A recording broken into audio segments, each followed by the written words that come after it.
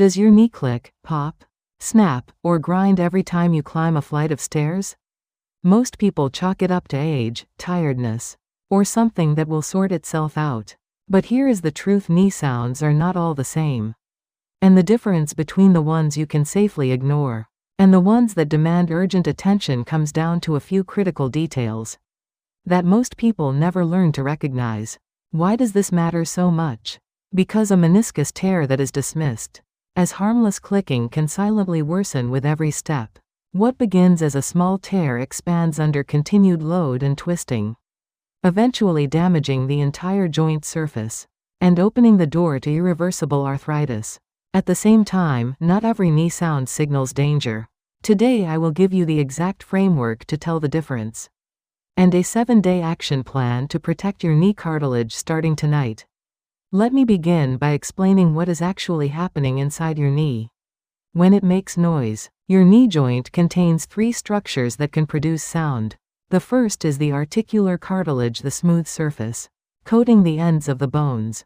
The second is the meniscus, the crescent-shaped shock absorber that sits between your thigh bone and shin bone. The third is the synovial fluid, the liquid that lubricates the joint.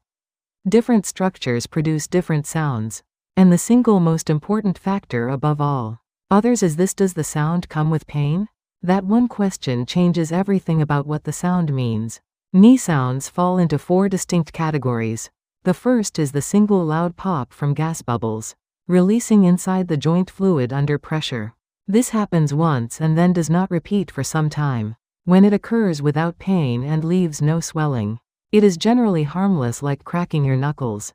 The second is crepitus, a grinding, grating, or crunching sensation that occurs consistently every time you bend or straighten the knee. This sound is especially prominent when climbing stairs or squatting. It originates from worn cartilage surfaces rubbing together, or from softening of the cartilage behind the kneecap, in a condition called chondromalacia patelli. Crepitus without pain is not an emergency, but it is your joint sending an early warning that cartilage loss has begun and intervention is needed.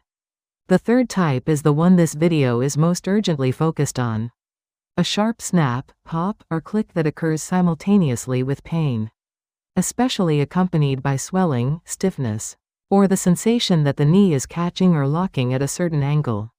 This pattern is the textbook presentation of a meniscus tear. When this kind of sound appears while climbing stairs, rising from a squat, or changing direction, it must be evaluated by a physician promptly.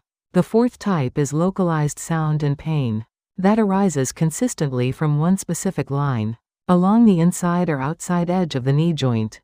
This pinpointed tenderness along the joint line is one of the most reliable indicators that a meniscus tear is present. To understand why this matters, you need to know what the meniscus actually does. There are 2 menisci in each knee, one on the inner side and one on the outer. Together they function as the joint's natural shock absorbers. Walking transmits 2 to 3 times your body weight through each knee with every step.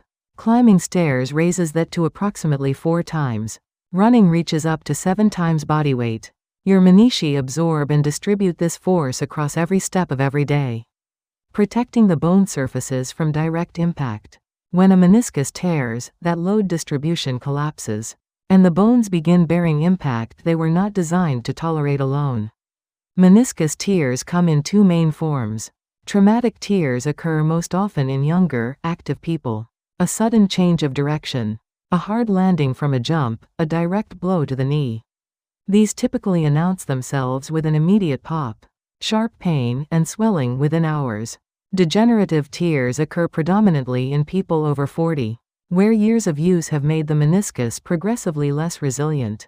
These tears can happen from ordinary movements, squatting, walking down stairs, getting up from a chair, and often develop gradually without a single defining injury, which is exactly why they are missed or dismissed for so long.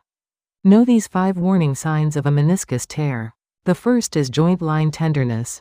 Press firmly along the inner edge of your knee joint, the groove where the thigh bone and shin bone meet, and then along the outer edge. Sharp, specific pain at one of these lines is the most distinctive physical sign of meniscus damage. Generalized knee pain spreads across the entire joint, Meniscus pain is narrow, precise, and tied to that specific border. The second warning sign is pain that worsens with knee loading and rotation. Specifically climbing stairs, squatting, kneeling, and any motion that combines bending with a twisting force. These movements compress and twist the meniscus, simultaneously, directly aggravating a tear. The third is a locking sensation.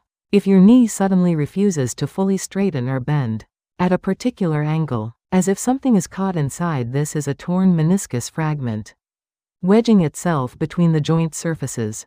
This is not ambiguous. It is a mechanical sign requiring medical evaluation. The fourth is swelling and morning stiffness. Swelling that appears within 24 hours of a specific movement, or a knee that feels stiff and swollen on waking every morning, reflects ongoing inflammation from damaged joint structures. The knee that is most painful on your first few stairs in the morning and gradually improves as you warm up is telling you something important. The fifth is giving way. If your knee buckles unexpectedly, or you feel a sudden loss of stability while walking, the meniscus is no longer providing the joint support it should. Here are 3 things you can check at home right now, not to replace a doctor, but to decide how urgently you need one. The first is the joint line tenderness test. Sit with your knee bent at 90 degrees. Use your thumb to press firmly along the inner edge of your knee, following the joint line from front to back. Then repeat on the outer edge.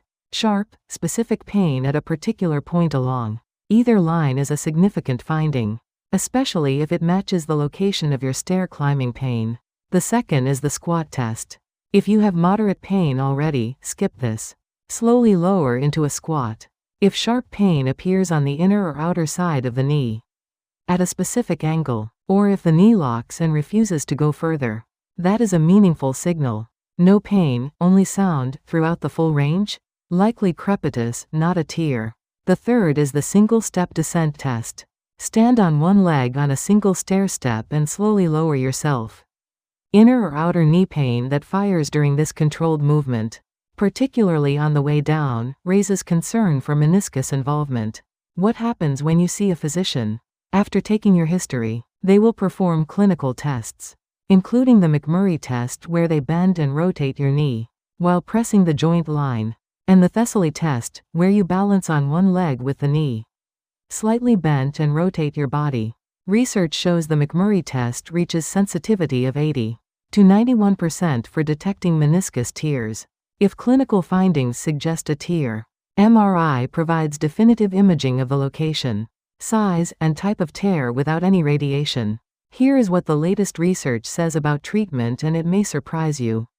For degenerative meniscus tears, large clinical trials comparing exercise-based physical therapy to arthroscopic surgery found no statistically significant difference in pain or function. At 5-year follow-up, surgery is not always the answer, and it is not always necessary. Conservative management is now the recommended first line. Surgery becomes genuinely necessary when the knee is mechanically locked, and will not straighten when the tear is located in the vascular outer third of the meniscus, where repair can enable natural healing, or when 3 or more months of dedicated physical therapy produce no meaningful improvement. For patients who do require surgery and commit fully to rehabilitation, approximately 90% return to prior activity levels or report high satisfaction. Critical safety notes before we close. If your knee is acutely swollen and warm, stop all exercise immediately. Apply ice for 15 to 20 minutes and rest the joint.